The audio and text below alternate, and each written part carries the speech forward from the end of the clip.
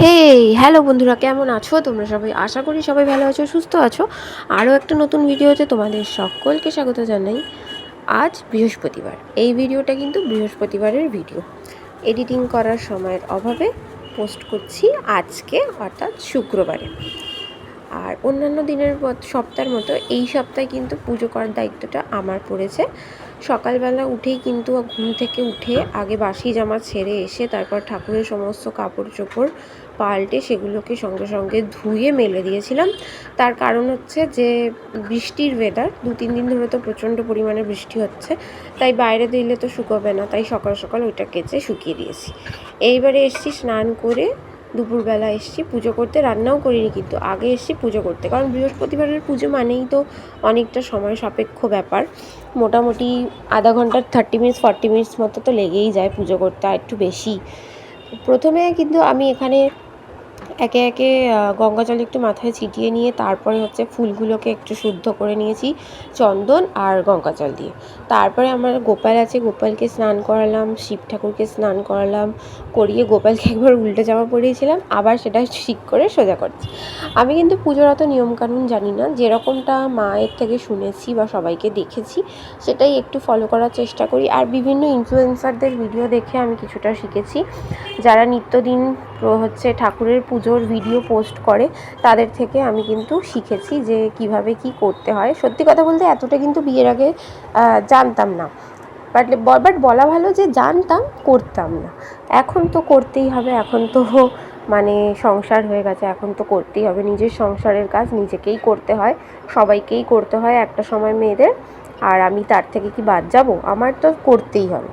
তো এবারে কিন্তু ঘটে স্বস্তিক চিহ্ন এঁকে নিচ্ছি। প্রথম দিকে আমি স্বস্তিক চিহ্নটা আঁকতে এত ভালো পারতাম না, এখন দেখছো তো কি সুন্দর স্বস্তিক চিহ্ন বানাতে পারি।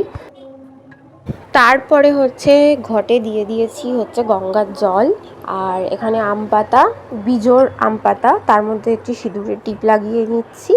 একটা বেশি ছিল, অর্থাৎ 8টা ছিল, আমি 7টা করে নিয়ে সেটা দিয়ে দিয়েছি হচ্ছে 1 টাকার কয়েন, তারপরে তোমার বেলপাতা, তুলসী পাতা, পান পাতা, একটা কাঁঠালি কলা, দুব্ব, সমস্ত কিছু দিয়ে হচ্ছে আমি ঘট প্রতিষ্ঠা করছি।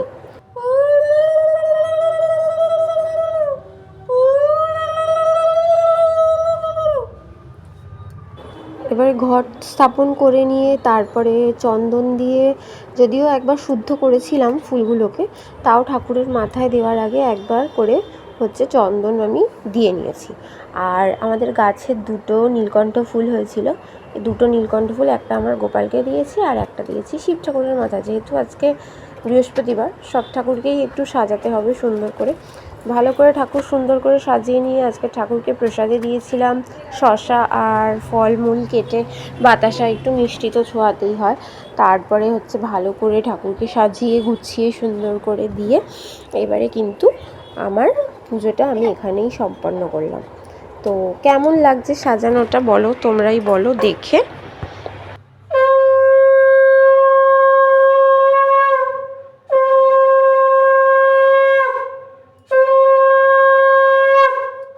দূর থেকে ভগবান সকলকে আশীর্বাদ করুন, সবাই যেন ভালো থাকে, সুস্থ থাকে, এটাই আমার সবসময় পাওনা।